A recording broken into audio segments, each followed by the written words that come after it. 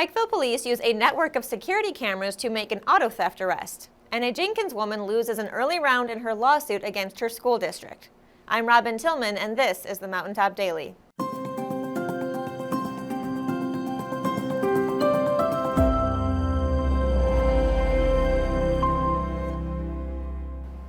A Tennessee man was arrested this week for stealing a car from Pikeville. What is notable about the case is how police were able to patch together security camera footage from several sources to investigate the case and identify a suspect. Sheldon spoke with them to learn more. Tennessee resident David Bowman is in custody in Pike County at the end of a long investigation that started in Pikeville in October, then on to Pigeon Forge, and ultimately back to Pikeville this week. In October of 2025, Pikeville Police Department received a call for service.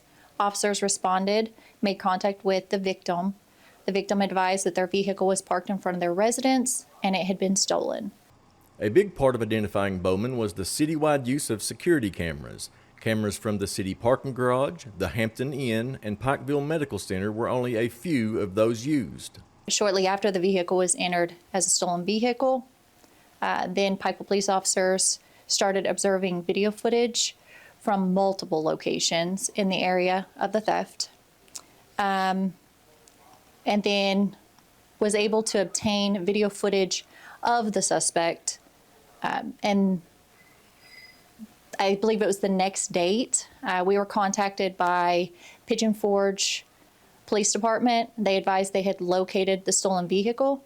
It had been abandoned alongside the road. Bowman abandoned the vehicle in Tennessee and was later arrested on unrelated charges, then eventually brought back to Pikeville. Moore stressed that the security footage was a major factor. The different areas, U-Pike, the parking garage, there's cameras just about everywhere. And that's where they were able to obtain footage from that area because it just happened to be in the area where all that was. So we got lucky as far as the video footage, and they were able to obtain the footage of the suspect, who was later identified. Bowman was charged with theft and is now in custody at the Pike County Detention Center. Reporting for Mountaintop News, I'm Sheldon Compton. A Letcher County woman has lost the first round of her lawsuit against the Jenkins Independent School District for banning her from schools, but the case is continuing. Elizabeth Jones is suing the school district and several individuals affiliated with it after she received a letter from the board's attorney telling her she was not allowed to visit any of the district schools or attend any district-sponsored events. The letter said the reason for the ban was that she had made unspecified social media posts that were considered harassment. Along with the lawsuit, Jones' attorney filed a motion for a temporary restraining order that would allow her to return to the schools. But on Monday, the court denied the request for a restraining order because it did not satisfy legal requirements.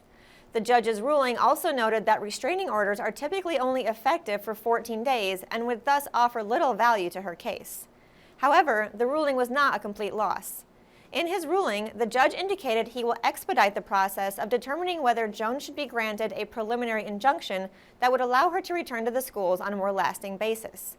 No timeline for that process has yet been announced. Coming up after the break, a new program is seeking to curb teen drug use by focusing on alternatives. We'll tell you about it when the Mountaintop Daily continues. But first, sports and weather. With your Mountaintop Sports Update, I'm Cody Davis.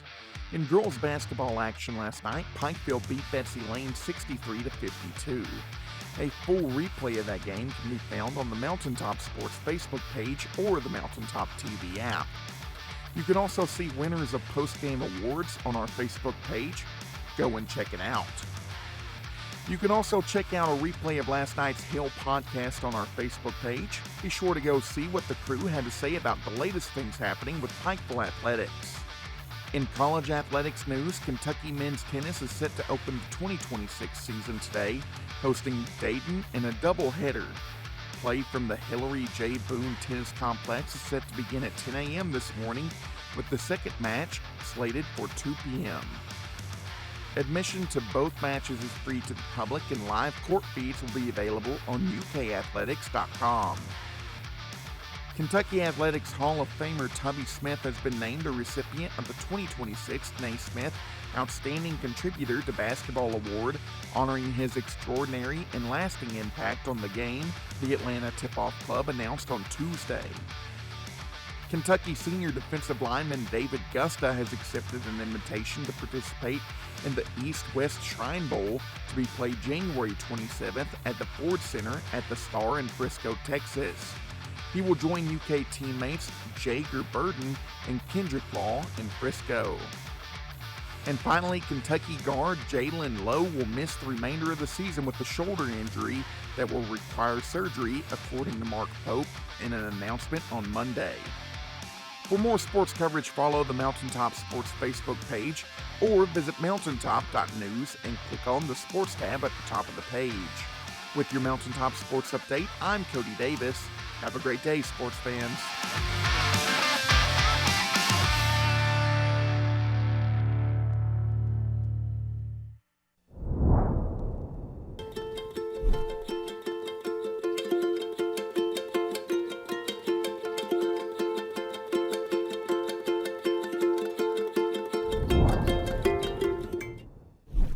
When the government took Social Security away from honest Eastern Kentuckians, Attorney Ned Pillersdorf got the hearings declared unconstitutional. When the women guards were harassed at Little Sandy Jail, Ned fought back, securing a $1 million verdict at trial. And when the state tried to shut down Cordia School, Ned fought back and kept the school open.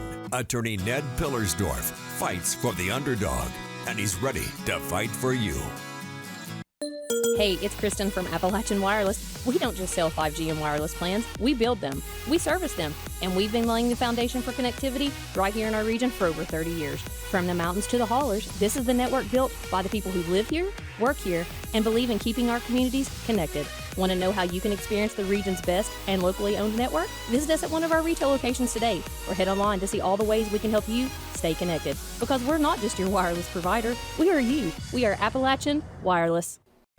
A new program being rolled out across eastern Kentucky seeks to tackle the problem of teen substance abuse not by focusing on the dangers of drugs, but on the benefits of healthier activities.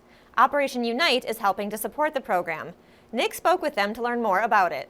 Recently, an anti-drug campaign was launched by Attorney General Russell Coleman known as the Better Without It initiative. Since then, representatives from Operation Unite have been promoting the program in the 43 counties they serve, including Pike County, asking youths aged 13 to 26 to apply as youth ambassadors and share their stories. They are encouraged to highlight any kind of interest or hobby they have to put their time and effort towards something creative or productive. This program is meant for individuals that are ages 13 to 26 to promote a lifestyle that does not involve substance use. So we want to reach out to youth ambassadors that have chosen a path and a mission or a hobby that gives them the ability to realize that they're better without it. It being different substances, alcohol, other drugs, tobacco, nicotine, whatever it may be, and that this gives them a purpose to not use those substances. And so they want to take that, the Attorney General's office, and use that as a message to younger students and younger adolescents to realize that there are reasons to not do substances tied to your hobbies. For example, we're reaching out to not just athletes. We want athletes involved, of course. The Attorney General wants athletes involved, but they also want anglers, archers, people that are great at video games or have hobbies like poetry or pottery, just any walk that keeps them on a path of safety and sobriety and being happy and a good citizen. The anti-drug campaign is different from the more traditional fact-based approach. Some students have already seen it advertised on their social media feeds. As an adult, you've probably not heard of the Better Without It campaign because you're not the target audience. So what we see is that the Attorney General and his office is working to get this on kids' algorithms of who it's meant to be for.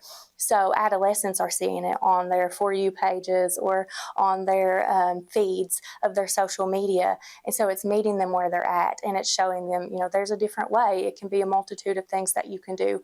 There's a hobby for everybody. There's, a path for everybody, and they want to be able to meet everyone where they're at. Reporting for Mountaintop News, I'm Nick Collum. That will do it for this edition of the Mountaintop Daily. Be sure to check us out at 6 p.m. every weekday on Mountaintop TV, the Mountaintop TV app, and the Mountaintop News Facebook page. With your Mountaintop Daily, I'm Robin Tillman for Mountaintop News.